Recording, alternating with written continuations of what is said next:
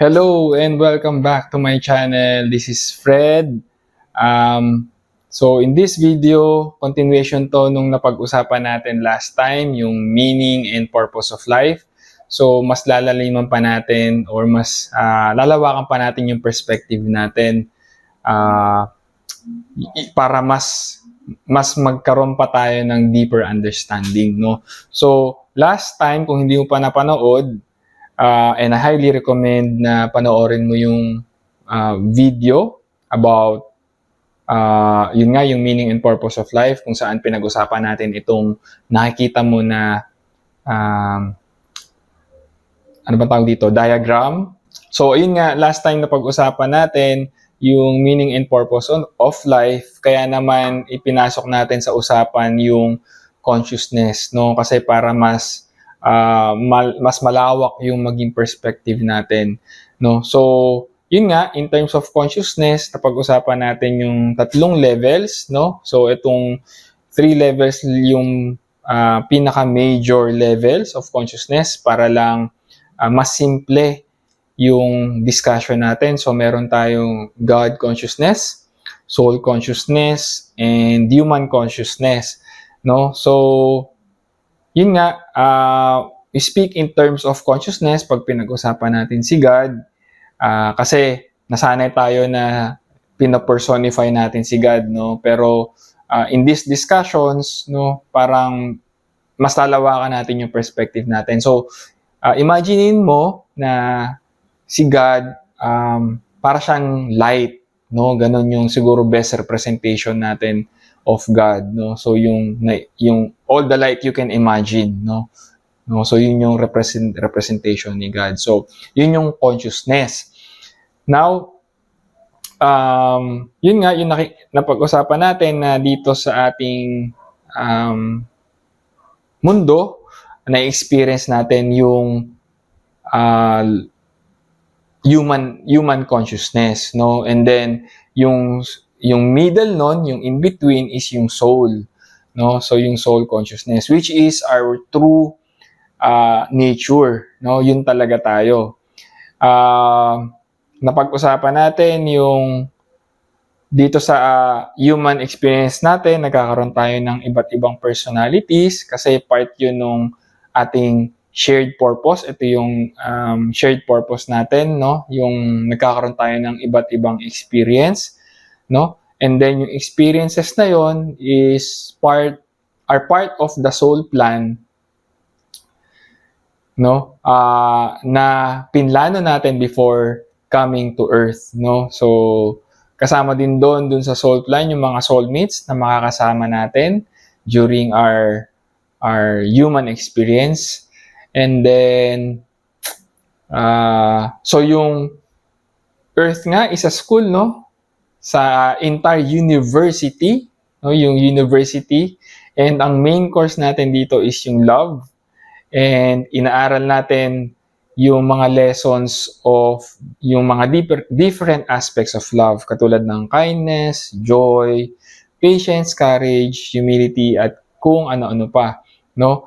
And yun nga, nalaman natin na para matutunan natin itong mga lessons na to, para maintindihan natin sila, ang nai-experience natin dito sa mundo is yung opposite, no? Sabi nga natin, to know what is, we have to experience what is not, no? So, ayan yung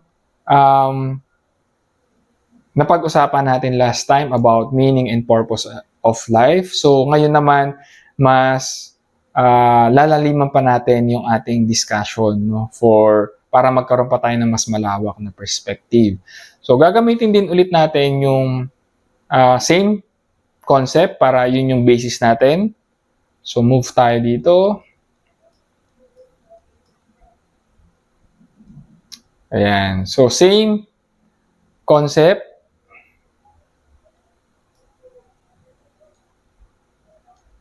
So, meron tayong tatlong levels of consciousness for the purpose of discussion para mas simple lang.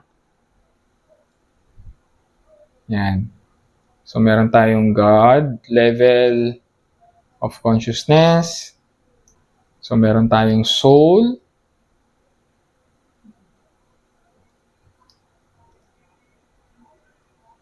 and then human. So last time, naglagay na tayo ng alternative term para rin hindi sensitive kasi pag si God, no, maraming involved, no, yung mga religion, no, sensitive, no, yung term na yon. So gamit tayo ng ibang term, yung spirit, pwede ring source, no, or spirit. So dito naman sa soul, since hindi tayo ganun ka-familiar sa term na soul, hindi na pag-uusapan ng madalas, ito yung mas familiar na term or yung mas familiar sa atin, yung heart. So, pwede nating tawagin yung soul consciousness na heart consciousness. And then yung human naman is yung ego consciousness. No, pwede rin natin itong tawagin na true self.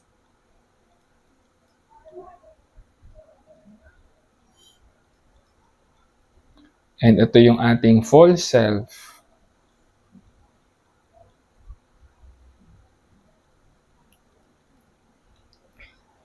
Yan. So, ito yung iba't ibang level nga of consciousness. Yung na-experience natin is yung tinatawag na fall of consciousness. No? So, from God to human level, yan yung fall of consciousness. No? So, kung pababa siya, ang tawag natin sa kanya is descension. Descend, di ba? Parang sa hagdan. Yan.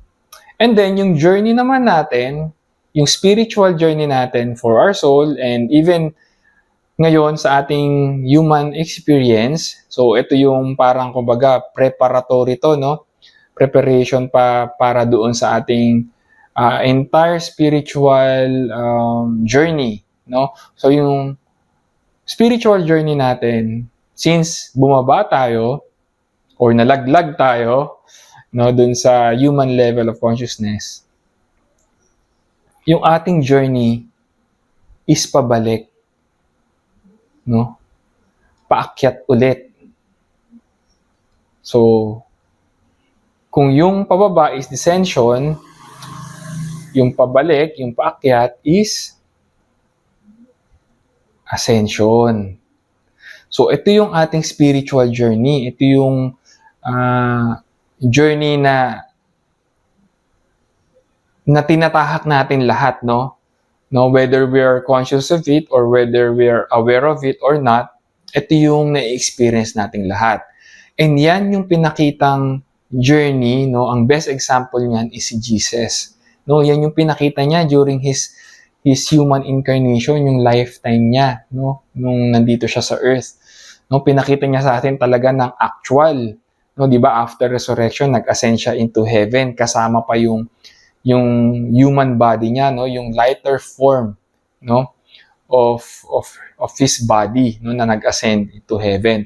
So yun yung pinakita sa ating example ni Jesus, and yun yung journey nating lahat, no.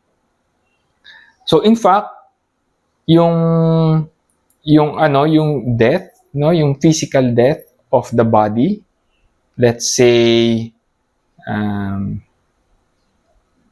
sabihin natin dito, example lang, no? So during our human experience, no, let's say dito yung point of yung tinatawag nating death.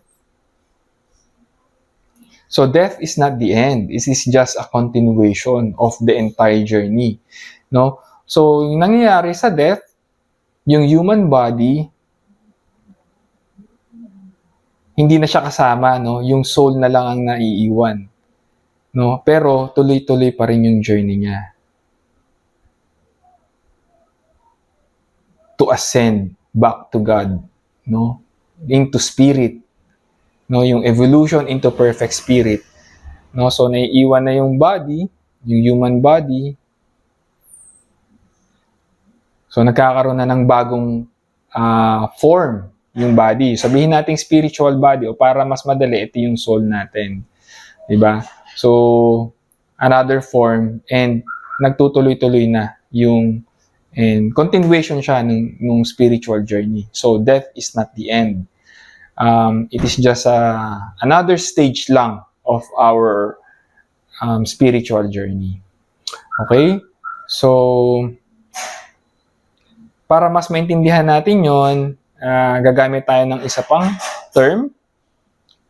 Papasok na natin dito yung from the scientific perspective, no? So maganda kasi hindi na mutually exclusive dati kasi hindi nagmi-meet yung spiritual and yung scientific, no? And the good news is unti-unti na nagmi-meet, no, yung halfway yung spiritual and yung scientific, no? So gagamit tayo ng term dito, no? Ipalitan natin yung kulay. Gamit tayo ng mga metaphysics na term. Yan. So, sabi nga ni Nikola Tesla, if you want to understand the universe, speak in terms of energy. No? Yan. Pag sinabi nating energy, meron niyang vibration.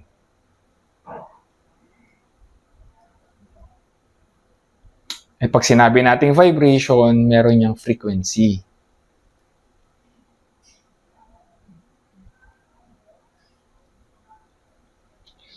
So doon sa pinakamataas na level o God consciousness, no? So yung sa higher level of consciousness, mas mataas yung frequency, mas mataas yung vibration, and mas mataas yung energy, no? So yung kanina nga nabanggit natin, no, yung representation ni God is light.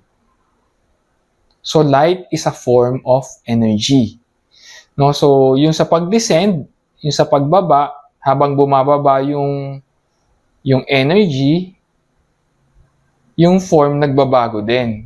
So kung yung dati lighter form siya, pagbaba niya, pag-descend, nagiging heavier form.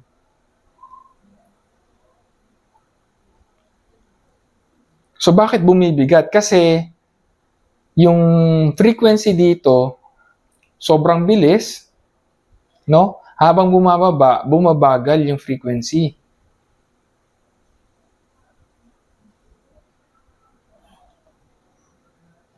So yung dating light form, no, light, sobrang taas ng frequency niya, di ba? Habang bumababa siya, mas bumababa yung frequency niya, mas nagiging dense yung form of energy. Nagkakaroon na siya ng material form, no? Ito na yung physical body natin. Nagkakaroon na siya ng physical form, no, habang bumababa siya. So yung dating spirit, yung dating spiritual form, actually formless siya, di ba? Formless. Nagkakaroon na siya ng form. From formless to form. So nagiging material form, di ba? Ito na yung ating human body. From spirit to matter, di ba? From spirit to matter. No, from formless to form, nagkakaroon ng form. Ayan yung sinasabi na word made flesh, no? In the beginning was the word, and the word was made flesh, no? So yung word formless, made flesh, nagkaroon ng form, no? So ganun yung bigger picture of life, no? From spirit into material form, no? So yun yung nabanggit natin last time na we are spiritual beings having a human experience, or spiritual being having human bodies, no? So ito yung explanation behind that, no? Hindi lang siya quote or hindi lang siya parang concept lang, no? Ito yung explanation behind that, no? So ayan, yung bigger picture, and I hope nagkaroon ka ng mas deeper understanding of yung nature of reality or yung nature of our existence, no? So later on magkakaroon pa tayo ng mas detailed discussion, no, lalo na itong sa ating level of consciousness, no, yung ego, yan yung mga pag-uusapan natin, no? Kaya magde-devote tayo ng dedicated, no, yung tinatawag ko na self-study, no? Pag-uusapan natin yan, itong self natin, yung para mas maintindihan pa natin yung sarili natin and si God rin, di ba? No, so pag-uusapan natin yan in our future video. So ayun lang muna for now. Kung hindi mo agad magets yung pinag-usapan natin, okay lang. Let it sink in, no? Over time, mas magkakaroon ka ng deeper understanding. Mas makikita mo yung greater or yung mas bigger picture, no? Mas maiintindihan mo. So, ayun lang. Thank you for watching and I'll see you in the next video.